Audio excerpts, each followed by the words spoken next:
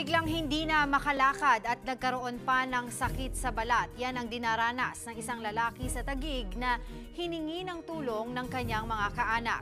Para bigyan ng mukha ang balita, Mobile Journal Yeda Pascual. Palaisipan ang sakit ng isang lalaki sa Taguig City. Bigla kasi itong hindi na nakalakad at tinubuan ng kung anong mga butlig sa katawan.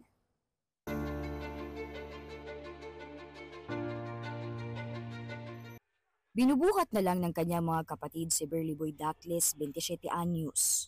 Hindi na kasi nito magawang bumangon at lumakad pa. Kwento ng kanyang ate Maylina na nasa Samar, biglaan at napakabilis daw ng nangyari sa kanyang kapatid. Kaya siya nagpunta dyan sa Manila para magtrabaho para sa pamilya niya. Kaya lang biglang nagkasakit eh. Ang bilis talaga ng pangyayari na grabe sobra nung umalis siya dito sa amin. Malakas, nakakalakad siya lang mag-isa tapos biglang buong April hanggang ngayon wala hindi na po siya makalakad, hindi na makapaghanap buhay. Construction worker ang trabaho ni Berliboy. Bago ang Biyernes Santo, nabagsakan daw ang paa nito ng tiles hanggang sa namaga at ilang araw lang ay hindi na agad makalakad. Naawa daw ang mga katrabaho nito at dinala sa ospital. Pero wala raw findings sa mga doktor.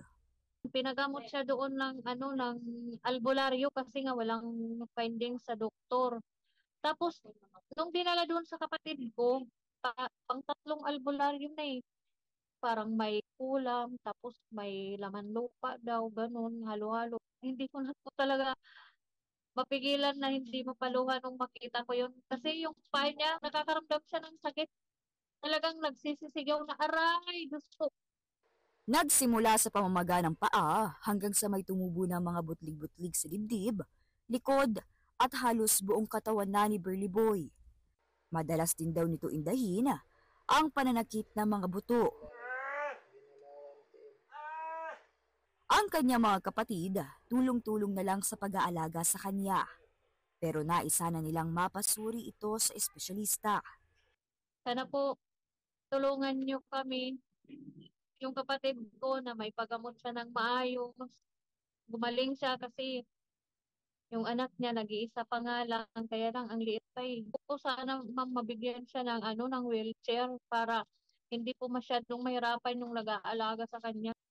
Ako po si Mobile Journal Yeda Pascual na nagpapaalala na ang bawat may karamdaman ay kailangan din ng kalinga.